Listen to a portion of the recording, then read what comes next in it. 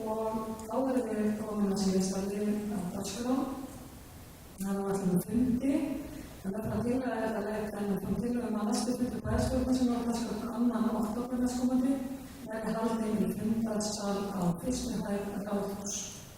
Þeir sem geta samþykkt það gengi.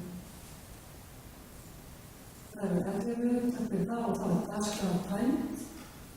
Eftir taldar fundargerðir eru lagðar fram til kynningar, afgreiðslufundur byggingarfulltrúa 7. og 13. september 2018, bæjarráð 13. september 2018, frístundaráð 15. september 2018, fræðsluráð 3. september 2018, skipulagsráð 12. september 2018, stjórn Akureyrarstofu 7. og 13. september 2018, velferðarráð 1. september 2018 og svo er náttúrulega hægt að nálgast allar þessar fundargerðir á heimasíðu Akureyrarbæjar.